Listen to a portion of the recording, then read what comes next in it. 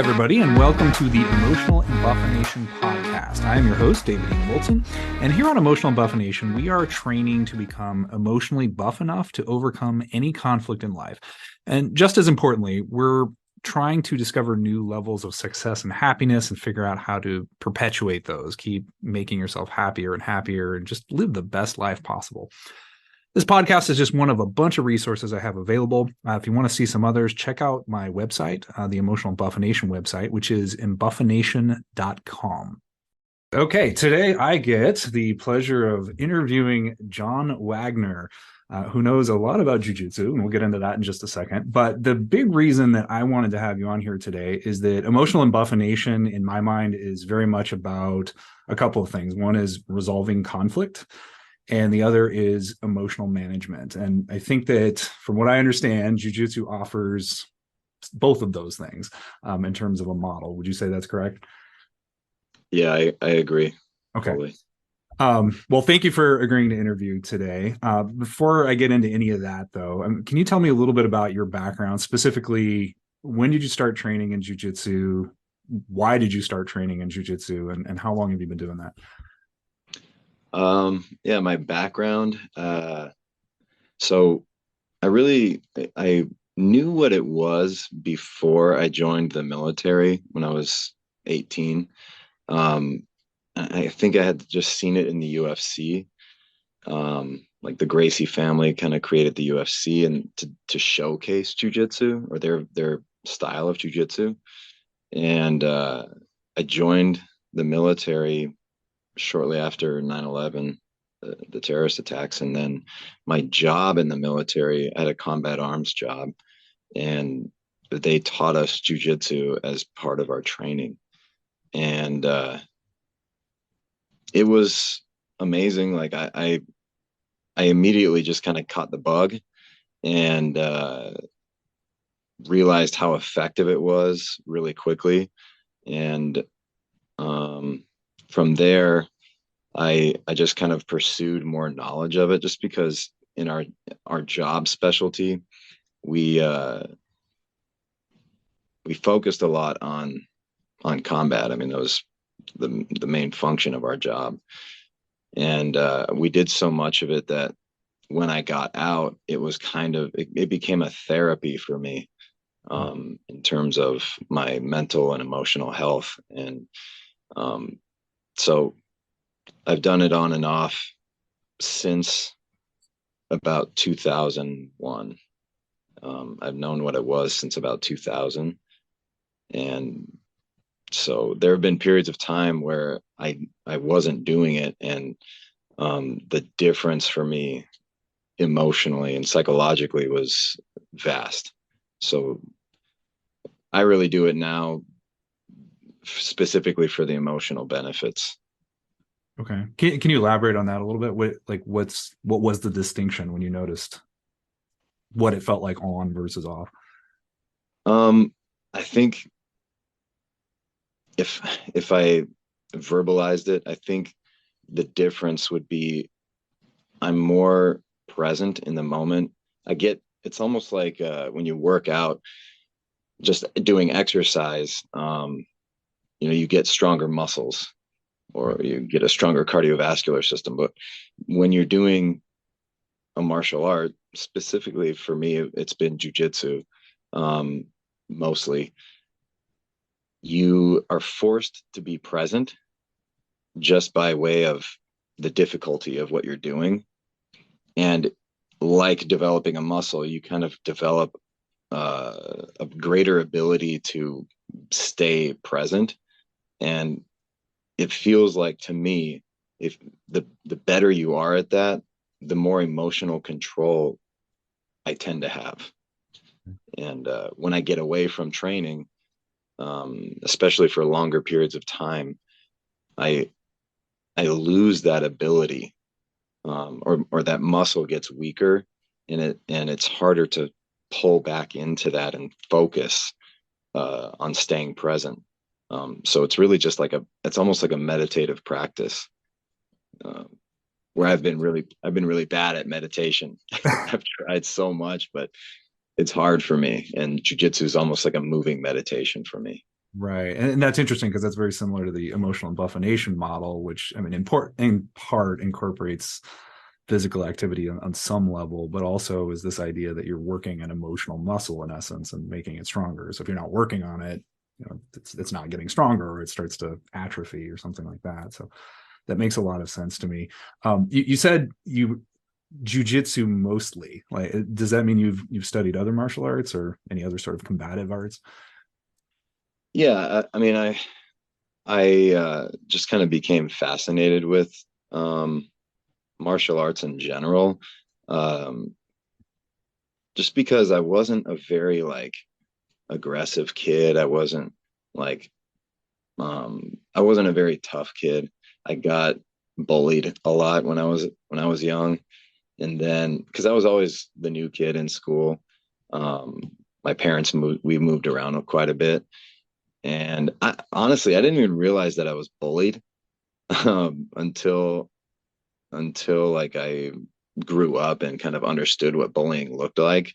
I just felt disempowered. I felt like there was nothing I could do to really fight back. And then once I learned, some combatives, some that's what they called it in the military, was combatives, army combatives, and it's jujitsu.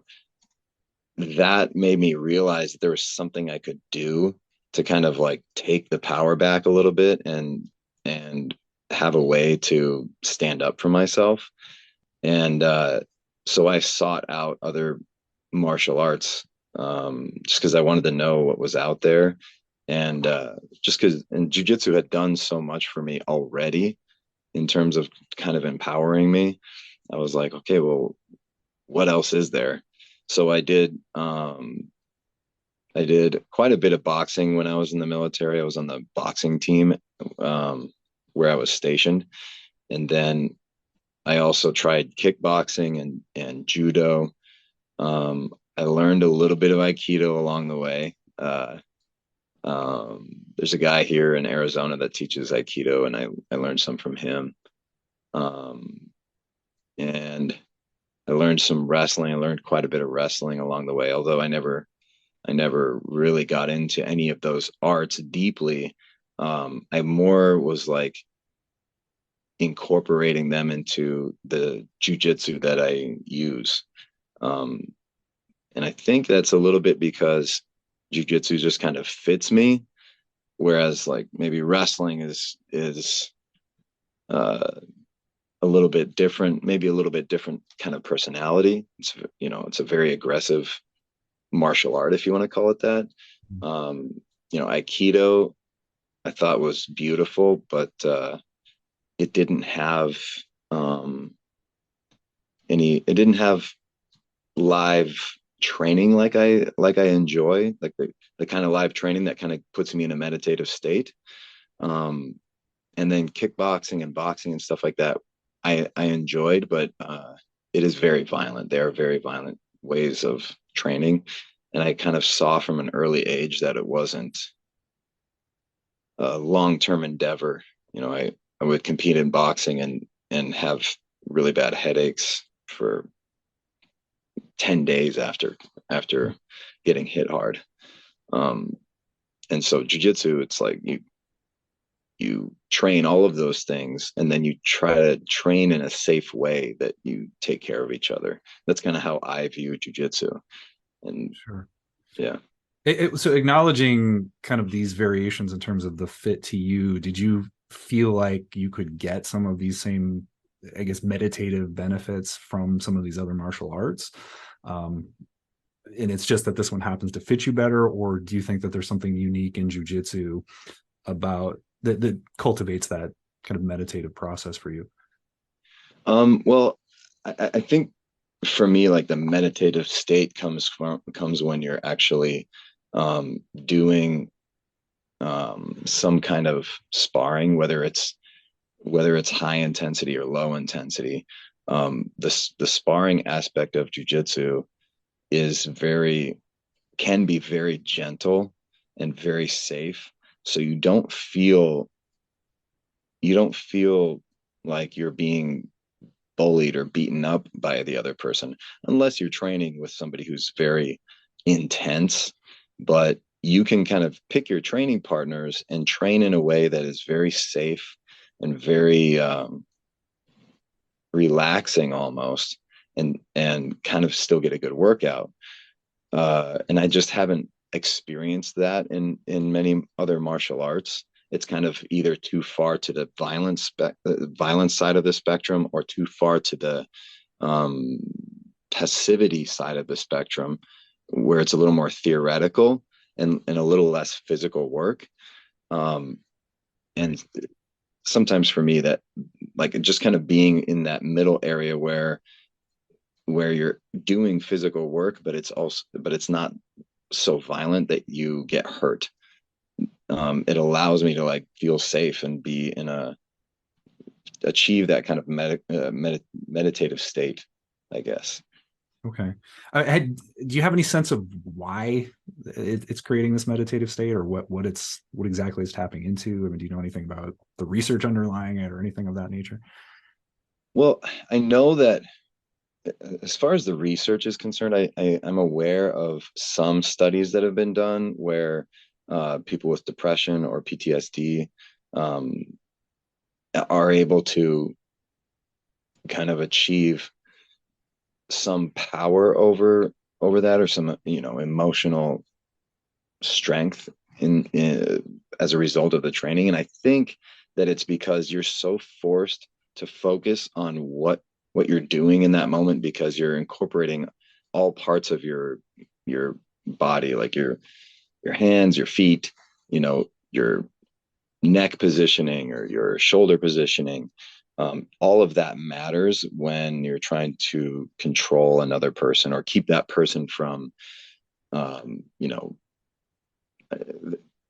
from hurting you. And I hesitate to say the word hurting you, because we're not trying to hurt each other, but we're simulating the way somebody might try to hurt you.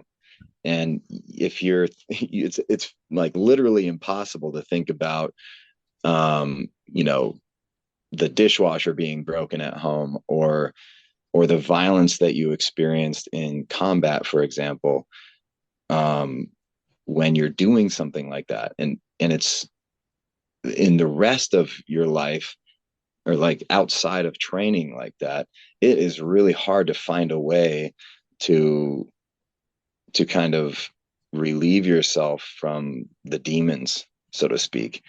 And so it's like this physical exercise that gives you the endorphins, Mhm. paired with a mental um, exercise and focus, to where it's like an assisted focus, because this all of your attention is called to what you're doing right in front of you, and it's almost impossible for your mind to wander anywhere else, because you're almost overwhelmed by what's happening in front of you, but it's not so violent or so extreme that you are overwhelmed. So it's a very safe feeling. It's like a very nice balance between a psychological, or like an attention challenge, and a physical challenge, that it's been impossible for me to find it anywhere else. Okay. Does this translate out into those other scenarios? So let's say you're thinking about the whatever the example was, the dishwasher is broken, or those things that are out in the rest of the world. You go and you get on the mat, you train in jujitsu, your mind gets focused, you feel better, but then you go back to the broken dishwasher and all of that. Does it translate back out into that world somehow? Yeah, for me, I mean, absolutely. Like it turns the volume down or the intensity down on other things that you might be dealing with.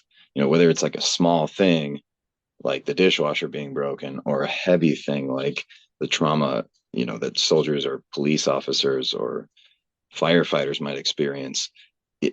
It like gives you it it strengthens your ability to stay present, and because it's a practice, it's like you get in the habit of doing that, especially when you can do it on a regular basis. Like Mhm. if you can manage to do it, 2 or 3 times a week, it kind of, to me, it has the same effect on your emotional or psychological strength as going to the gym and lifting weights has an impact on your muscular strength. And you just get better at it the more you practice it. And we don't even realize that we're practicing it really when we're doing this, but it's just a habit that you kind of fall into.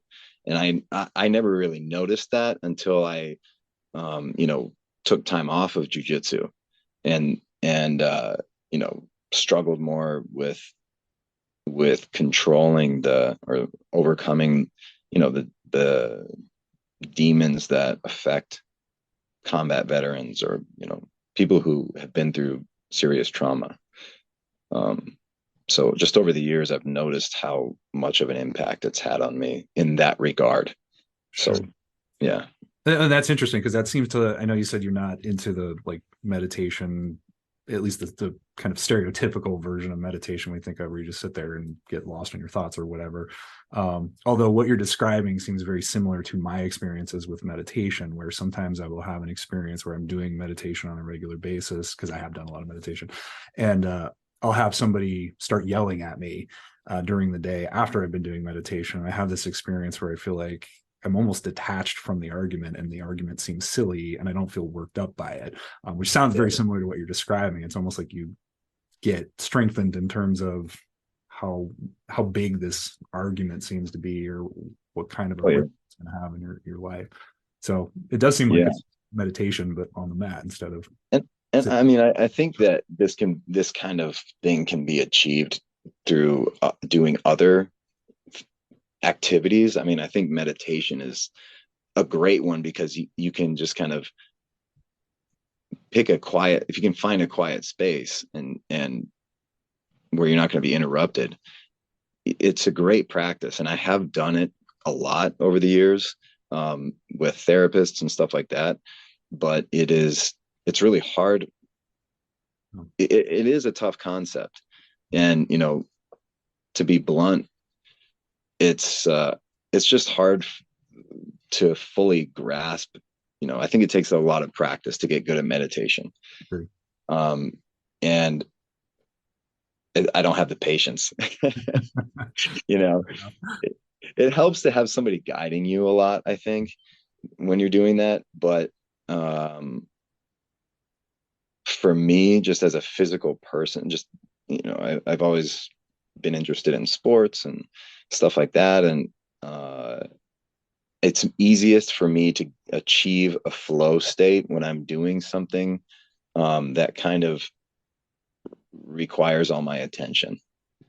And the flow state is really what I'm Right. looking to achieve because it's impossible to think about other stuff and worry and stress and feel pressure when you're in flow. Right. Let me circle back to, you made reference a couple of times to kind of PTSD and things vets are dealing with, you know, combat trauma, that kind of thing. Did you have, or do you know people, because obviously you had a military background, did you know people that were dealing with that kind of thing, or were you dealing with that directly? What's the backdrop for you with that? Yeah, I mean, I aside from my personal struggles, I know I know a multitude of people who struggle with that, men and women that I was in combat with, and it's just something that I think it affects all all people who experience like real combat. Yeah, I think a lot of people, everybody deals with it in different ways, sure. but I think that if you go into it and you experience stuff like combat or a police shootout or a bad fire or something like that, um, you're going to have maybe not a disorder, but you're going to struggle with uh, the stress that going through something like that causes, especially long term. If you don't deal with it, it just gets worse and worse. And you know, I know war veterans from different eras, just through the therapy and stuff that I've been through. Um, who didn't deal with it until they were more advanced in age, just because I think we didn't understand it as well in their generations. And I see them in advanced age struggling a lot. Uh, and I think that they just put it off for so long that they have. It's like they're really far behind the power curve there. Yeah. And um, the guys that I know who have done things like jujitsu or really immerse themselves in another endeavor have the best chance, I think, of coping with it in a healthy way, Right. and not falling into the vices that can really lead to really dire outcomes and a lot of pain and relationship damage and all that kind of thing. That's interesting. So as an attorney, I do a lot of criminal work, and one of the things that I see there is we have in different parts of the Phoenix area, we've got what they call vet court, which is the focus of that is to take somebody who is a veteran who is being accused of some sort of criminal activity, and the theory is that very often, I think, especially when you have combat type situations, and you take a vet, they're out there training to essentially just go out and combat and suppress your emotions, shut up, get the job done, go out there, fight, come back, be good for your team. Don't like sit there and whine about things. And then we just throw them back into society after they've been facing some sort of crazy trauma. And one of the often inevitable results is, as you said, you can have mental health problems, you can have people acting out in criminal activity. And so the theory with the vet courts is we're trying to catch those people and kind of line them up with some sort of help, make sure that they're reorienting, hopefully soften the blow on the criminal case, and then get them back on track. It's Because amazing. they put up some time, essentially serving their country, we want to give them back in some way. So it's been a really fascinating view into some of the trauma that can happen to vets. I mean, just in terms of the underlying mindset, on top of simply seeing some things in combat. So I've definitely seen that. I haven't heard in that context jujitsu as a remedy. I've heard lots of things like counseling and trying to get people jobs and all these other, kind of traditional mechanisms. But you have seen other people that you either knew were in combat or saw in combat that have kind of gone down the jujitsu road as well, and Oh that yeah, was beneficial. yeah. I know personally one of the guys I was in combat with is another black belt, um, who it's the same. I mean, when we talk about it, it's the same thing. It's like if I didn't have jujitsu, I'm not sure where I'd be or what I'd be doing, because we both know other guys and other people who struggle with it so much that they deal with it in unhealthy ways because they don't have anything to latch on to that can kind of call them back to reality in a safe way. It like, I mean, we have like this culture in the military. I've been out for a while now, but when I was in, we had this culture of um, you know don't go to sick call, don't talk to counselors, don't be that person, because It's weakness. yeah, and it's not healthy to have that kind of weakness in a platoon. Well, I meant it's perceived as weakness, Right, it's perceived as although it weakness, and becomes we weakness. want that. Yeah, we want that out. We don't want that as part of a platoon. And maybe in different communities, maybe like in the special operations community or something, they're more supportive of that. I don't know, but um, I was a cavalry scout. I wasn't like a Navy SEAL or something like that. And maybe that community is so specialized that they're more comfortable seeking out help when they're struggling with something. But I know just in my experience, we mocked Yeah. that kind of that idea of going and asking for help. And I still feel uncomfortable going and talking to a counselor, it's like goes against it goes against like my instincts, but I still need a lot of help. In jujitsu and the jujitsu philosophy, I think is in line with what a lot of counselors do, and in terms of finding a healthy balance and having healthy physical habits, and trying to find trying to achieve a flow state, and having good emotional balance. So it is a therapy for me, Sure. and I feel more comfortable doing that kind of therapy than talk therapy, for example. Right. Is there more to the philosophy than just kind of that meditative state? I mean, you made reference to kind of the jujitsu philosophy and kind of, I forget the language you use, but is there more to it than just I'm getting on the mat and rolling around and in that meditative state? Or Yeah, absolutely. I mean, the rolling around and stuff is um it's kind of like it's a non um I guess philosophy and stuff, it gets so heady that it gets so which um I tend to do. yeah, it gets heady, and I think for a lot of people that can be the biggest problem when you're Sure. like stuck sitting there with these intrusive, painful thoughts. It's like you need to take it's like you need to get out of the headspace. Sure. And so that rolling around and stuff, especially when I've been in times of deep emotional crisis, it's served as kind of a medicine that works almost instantly. It can find somebody that I trust, and get on the mats with them, and no talking. There's no thinking. It's just movement and empty mind, as the Japanese would describe it.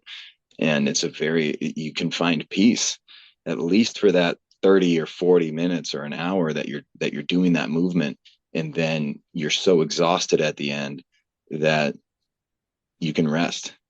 And so but outside of that, the jiu-jitsu philosophy is a heady thing. I mean, I'm trying to think of a better word than that, but it is something that you can study and think about, and it's a very positive thing because it's all about peace. And for somebody who's been exposed to violence and programmed to be comfortable with violence, the philosophy of peace can bring you peace. It can bring you emotional peace and calm, and I think that's a very important side of it too. I mean, I think that's what a lot of counselors try to do, is help you um, work through the pain and find peace. And being immersed in the philosophy of peace, like how do you achieve peace, uh, is a very healthy thing. It's just that if that's the only side of it for me, and there's no physical pursuit or physical action, it's too theoretical, and I get maybe I'm not smart enough, but it's not enough for me to just think about how am I going to overcome this pain, or how am I going to overcome this trauma that won't leave me. And the blend, the balance of the physical and the mental or psychological do a lot for me that I don't think I'm not sure that I could otherwise achieve through doing other things like other kinds of therapy. Yeah. Well, and I'm not sure that that's a function of not being smart enough. Just my thought as a reaction to this. Um, I I feel like I keep increasingly seeing so much research around physicality and doing things on a physical level. And then I also just, if I get more philosophical about it, I tend to think also of, there's a difference between just talking about something and experiencing something. And I feel like to a certain extent, what I'm hearing is jujitsu becomes a good model for actually injecting yourself into the experiential, because you're combining these different things, as opposed to just I'm sitting around talking philosophy and I'm talking to my therapist and it all sounds nice when I'm sitting in the therapist's office, but then I walk out in the world and then it's a totally different game. So it resonating with me. It makes sense. I don't think it's a issue of not being intelligent enough or anything like that. But. I see what you're saying. I guess what I meant is that it's when I think about stuff too much, I begin to ruminate. Right. And and that can lead to a dark place for me. Mm-hmm. And so that the philosophical side is so important, but I think that the physical side is equally important, and the two married together is very potent. It's very powerful. Right. And I think like doing woodworking or yoga or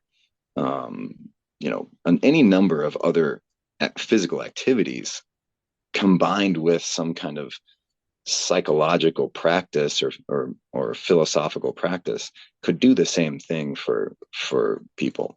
Yeah. It's a matter of finding what kind of thing is effective for the individual. You made reference earlier to some of the more violent perspectives on jujitsu, I guess. Do you feel like there are different schools of thought? Well, I'm sure there are different schools of thought within the jiu-jitsu community. Do you find that some of them are more conducive to some of these, I guess, beneficial outcomes in general life than others? And if so, what's the distinction? Yeah, I think every martial art kind of exists on this spectrum. Sure. In terms of the practice of violence. I mean, the term martial art is really just means like combat art. And, I think there are any number of different ways to practice that. For some people, it makes sense to practice their martial art in a very violent way. Like MMA fighters tend to spar very hard, and, their training is very violent. Because they're preparing for something, and that makes sense. They're preparing, that's their job. They're trying to make money by getting good at this, particular rule set, and training in that way is dangerous and violent. And for other people, something on the complete opposite end of the spectrum, like Tai Chi, it's typically practiced in a very nonviolent way. In the jiu-jitsu community, people kind of, you have this even broad spectrum within the jiu-jitsu community where some people train very violently, because maybe they're focused on getting ready for a competition where they're going to compete against other people who are going to be going at them 100%. And you also have other styles of practice where you're really more just trying to develop good reflexes. And that's kind of like where I land, I think, is I like the practice of trying to develop good reflexes under safe conditions, so that I think it makes me feel safer. Like it's almost like exposure therapy, where you're kind of getting small doses of simulated violence that is so safe that you can't get hurt or traumatized by doing it, but you get enough exposure to where you become comfortable being in like a dangerous situation. You become kind of inoculated to it because it's not actually dangerous. You're just simulating it. And that's kind of how I prefer to train. But it's to me, it's like, it's all good. Whatever fits your personality, fits where you are in life, and psychologically, whatever it is, whatever style of training it is that you need, you should find that, because I think it's going to improve your life no matter who you are. So Sure. yeah. The so is the 753 code, is that something that you promote? Can Yeah, absolutely. you explain Yeah. what that is? And I mean, does that have relevance to our discussion here? I mean, I personally, I think the 753 code is um, the most important part of jujitsu. I think, I mean, like, I didn't develop that. That's something that I learned from the Valenti brothers, who are teachers in Florida, and they run what is, in my opinion, one of the best training centers in the world. And their focus is um, the practice of jujitsu as self-defense. And the 753 code is basically the psychological application. So everything that they do um, falls under the umbrella of this idea that victory is achieved. Peace is the definition of victory.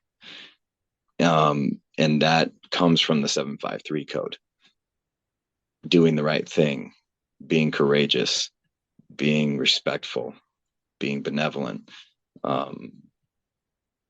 That, like, all these concepts that are organized through the 753 code, inform your practice, whether it's the way you eat, whether it's the way you train, whether it's the way you conduct yourself. Um, you know, that that all falls under the umbrella of the 753 code, which is ultimately, it's the Bushido code organized into a kind of teachable and understandable, practicable format for like a normal person. So even the way we practice the movements of physical jujitsu, it's guided by the 753 code. Why is it called that, the 753 code? It's the 7 virtues of a warrior. So rectitude, courage, benevolence, respect, honesty, honor, and loyalty. And then it's the 5 states, or the 5 practices of a healthy body. Okay. So rest, exercise, nutrition, hygiene. These are like the practices that we understand now. I mean, especially now with like medicine, it's basically confirming all these beliefs that lead to a healthy state, a healthy physical state. And then it's the 3 states of mind, of an optimized mind, which are awareness, balance, and flow. Interesting. And that here again, that seems to line up with the science and many of the themes that I'm pushing with the emotional embuffination. In fact, I even have on my homepage, I have a little checklist of, if things aren't going right, here's a bunch of categories of life you can sweep through. And I've kind of broken them up into like 3 different areas. And it's similar, not the same, but it's like your body, physical stuff that's going on with it, your mindset, and then environmental things, what's going on around you and how you're interfacing with it. So not exactly the same, but kind of the same general concepts. And those are rooted in, a lot of the modern research that we're seeing. So fascinating. Yeah, I think what you're doing, I mean, you could overlay that on the 753 code, and it's really just it's kind of like just another way of saying things. Yeah. And you find, as with anything, when somebody's teaching you or coaching you, you could have one person saying, getting to the same point, and then another coach come in and say the same point, just in a different way. And it's differently. And it just makes sense for one person.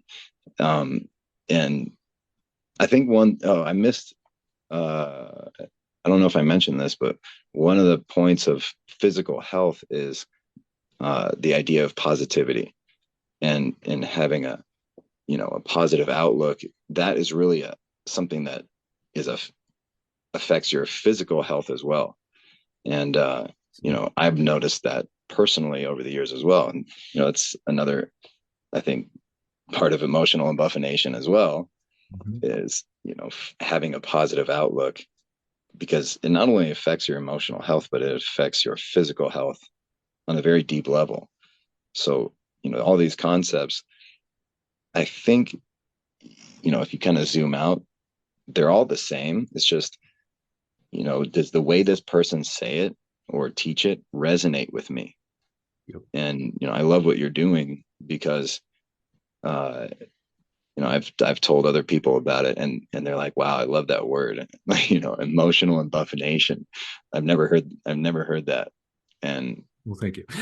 it I like it because it sends the message that this is something you can get stronger at, like you're exercising your bicep or something. And it's a matter of practicing, it's a matter of training. And even if when you start out, you're very weak at it, Right. um, you can improve over time and become much stronger. And I think that's really what I'm sorry to continue my rant. No, But it's kind of if you, important, right? Is to go on rants. yeah, I'd like to just one more thing on that. I think, as with any new practice, when you first start out, you it's almost like your ability in that practice goes down Yeah. below what it would have been if you um, didn't begin studying it. And I think a lot of people get discouraged in terms of, like, especially with like counseling or therapy. You start it, and after a few weeks, it's like you're still dealing with the same problems, and you give up. And if you would have just hung in there for a little while longer and continued the practice, eventually you would hit this uptick to where you have exponential gains off of that practice. And that, I think that applies to every, like, jujitsu or exercise or learning a new skill or learning a new language, you know, or learning how to control or or take a more active role in managing your emotions. Um, and I think that's why I've been unsuccessful in a lot of other therapies, and I've been so successful with this jujitsu therapy, is because I had another reason to go through it, because I enjoy the physical movement, you know.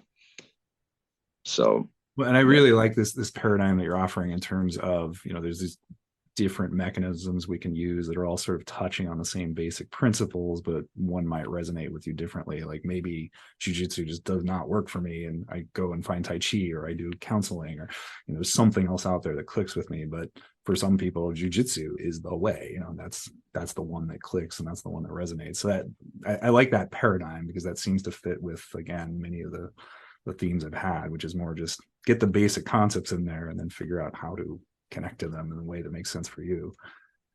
yeah, I think that the difference that jujitsu kind of has, I mean, the way that I practice it, is that the philosophy guides the practice. Like if your hobby is, you know, woodworking or something like that, I think it can be super beneficial. But there's not, as far as I'm aware, a structured philosophy that kind of guides the way you practice that. And I think that's also the case for a lot of jujitsu practitioners, is that they're not even aware that there's the 753 code, or the Bushido code, or at least they don't study it. Right. Because I know a lot of practitioners who have no idea what it is, and that's fine, because they're still getting the benefits from the physical practice of jiu-jitsu. But I think if you ignore that philosophical side of jiu-jitsu, you're missing out on a lot. And I for me, it's that like structured approach to the philosophical side that helps me so much. The physical practice partnered with that philosophical practice kind of gives me a complete um, approach, or a complete thing to hold on to, that I can kind of work with in every other aspect of my life. And I'm looking at the clock. I know we're kind of running high on time here, but so just a couple more questions. In this sort of tone of the art connecting to different people and some of the benefits that are here, I often have, and I think jujitsu has sort of a perspective or perception stereotype of being just for guys, just for those really testosterone heavy masculine types. I mean, do you feel that's true? I mean, is this open to women or kids, other types that are not quite so driven by testosterone, maybe? Yeah, I mean, it's funny because kind of really like the most popular pioneer of Brazilian jiu-jitsu was this guy Helio Gracie. Um, and he always said, jiu-jitsu is for people who are a little more um, at risk of violence, for example. Like, so, women, children, um, you know, Like I at think, risk of being the targets of violence. yeah, thank you. Thank you for correcting me. I mean, he said it in a different way, but jujitsu is really meant to empower people who are afraid. Right. I mean, empower people who are, you know, um, uncomfortable. Like, it that's what I experienced with it. And, because I got bullied growing up, and then, being in the military, it was, to be honest, I was scared. Like, Yeah. it was like nothing I'd ever experienced before. And jujitsu kind of gave me this like control, and it's so effective as a martial art that it took away a lot of my fear around physical combat. But the likelihood of somebody being in a real fight is relatively low. The Sure. likelihood of somebody being attacked is relatively low.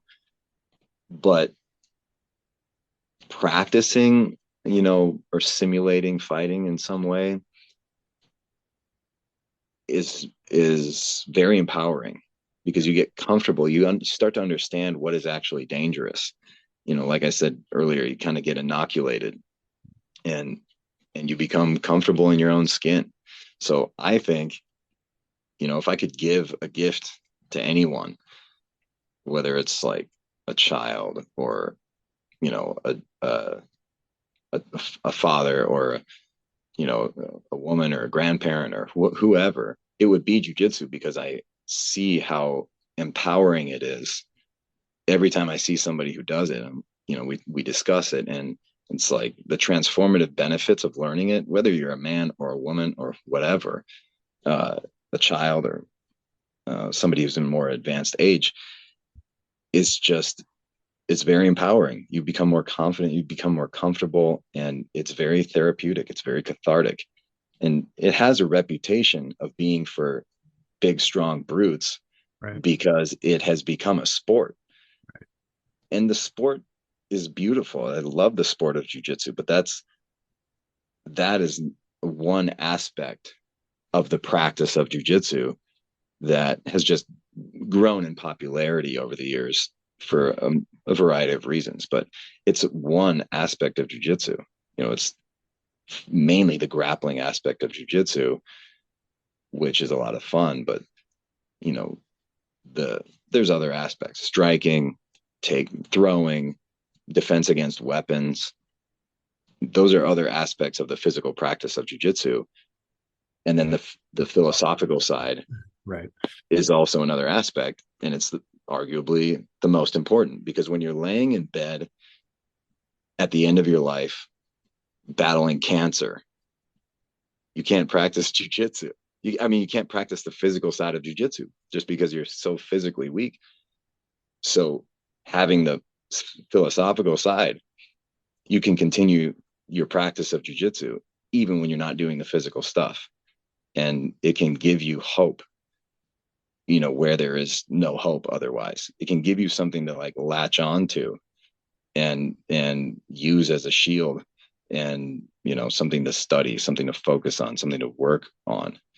And when you're laying there and you have nothing to do but ruminate, nothing to do but think about, how did this happen, or where did this come from, or where did I go wrong, the practice of the philosophical side of jiu-jitsu can be hugely beneficial, be massively beneficial, and help you work through that regardless of the outcome. That you did everything that you could at the end. Right. All right, last substantive question, and just because I'm going to ask everybody this when I'm doing interviews now, and I think I know what your answer is going to be already, but if you could offer one piece of advice to people about emotional health or strength, what would that be?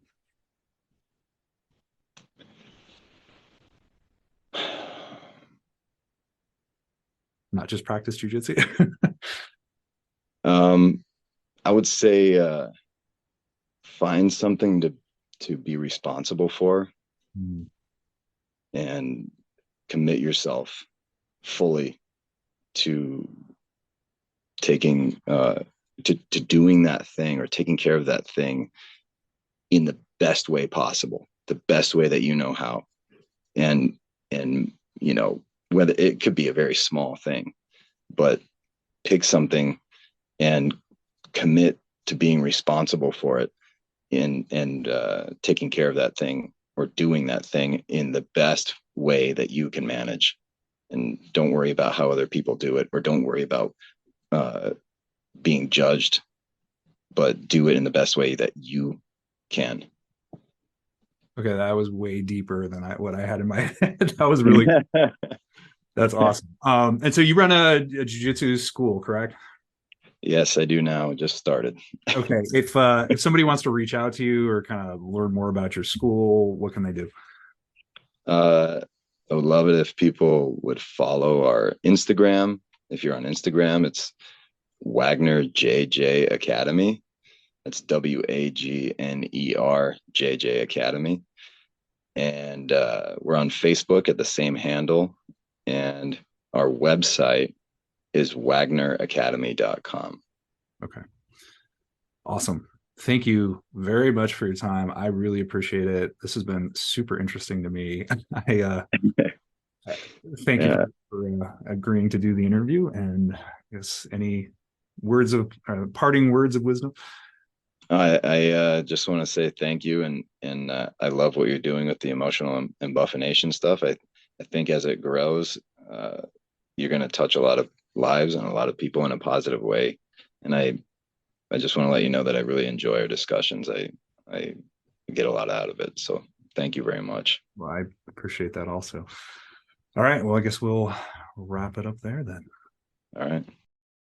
That brings us to the end of today's show. I hope you found this useful and interesting, and you can take something away as just some little nugget to help make your life better, or the lives of the people around you better. Remember, keep becoming more emotionally embuffed all the time. You don't just go to the gym one time, do one rep of something, and say you're buff forever. You just keep going and going and getting stronger and stronger. At the end of the day, we want you to be emotionally strong enough to go from saying the struggle is real to saying, what struggle? Thanks for listening. Hope you have a great week. We'll see you next time.